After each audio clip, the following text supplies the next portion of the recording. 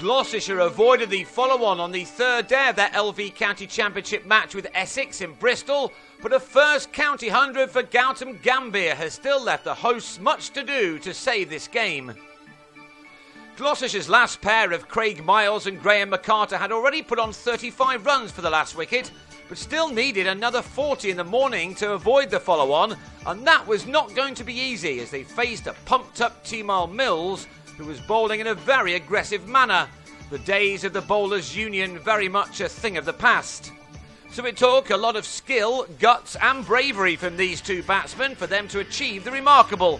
They'd come together with their side on 176 for 9 in reply to their opponent's 400, yet they were able to get closer and closer still to a score of 251 to ensure that Essex would have to bat again next. When Miles turned another short ball from Ryan Tenduscarter for his 10th boundary, he took his side beyond the follow-on target and became just the 6th number 11 in Gloucestershire's history to record a 50. Needless to say, it was the first of the 19-year-old's career. He was left not out on 50 as McCarter was finally dismissed 50 minutes into the day when he was run out by Reece Topley's direct hit from deep backward square, as the home side were finally dismissed for 254, the last pair adding an unlikely 78 runs. Essex will have been disappointed that they didn't get that wicket earlier, but they still had control of the game with a first innings lead of 146, and that was soon being added to by Gambhir. The Indian Test star has made a slow start to his county career, but class will out, and it certainly did on this day, as he played some delightful cricket shots in partnership with Jake Mickleborough. He too produced some crackers as batting suddenly appeared rather easy on this wicket. Over after over went by during the third day and there were very few signs of any of the bowlers having any success, as these openers were soon batting their side into a position of total dominance. Gambhir reached his first half century for Essex from his 72nd ball, and it arrived courtesy of his 7th 4. It was an innings which showed just why Essex had wanted him in their side, as they tried to nick one of the promotion places. The job of doing that was beginning to look a little more difficult, with the news filtering in from Northampton that the home side had won for the first time in 6 attempts, to increase their advantage over Essex, who have a game in hand, to 47 points.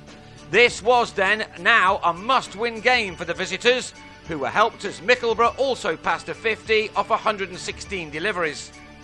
Essex signalled their intent as both batsmen then opened up as they took on Benny Howell, giving those working on the building site at the far end of the ground something to think about. Essex were now getting a wriggle on in order to get far enough ahead to have Gloucestershire back in well before the end of the day. Gambhir was in tremendous nick by now, and he was starting to make mincemeat out of the young home attack. The Indian was at his 100 just before the tea break, by which time the lead for his side stood at a formidable 337. Gambhir had needed 141 balls for his 3-figure score. From those, he'd found the boundary on 11 occasions and cleared it the once. He was out at the start of the final session for 106, just after he and Mickleborough had posted a 200-run stand. Hamish Marshall with a catch in the deep off Miles. In the search for more quick runs, Mickleborough also perished. On 86, he swung Tom Smith out to Marshall to leave at 215 for 2, the lead standing at 361.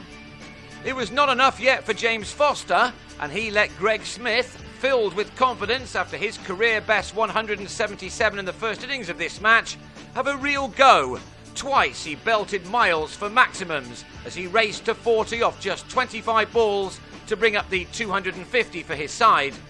Smith was out, reverse sweeping his namesake Tom to Alex Kidman, who took a good sprawling catch, and O.A. Shah, having just been out of a no-ball, had a swing at Miles but missed to be trapped in front for 8. Tenduscarter hit another 6 before the declaration came with about an hour of the day remaining. Essex ended their innings on 285 for 4, and that left Gloucestershire with a target of 432, or to survive for 3 sessions and this hour.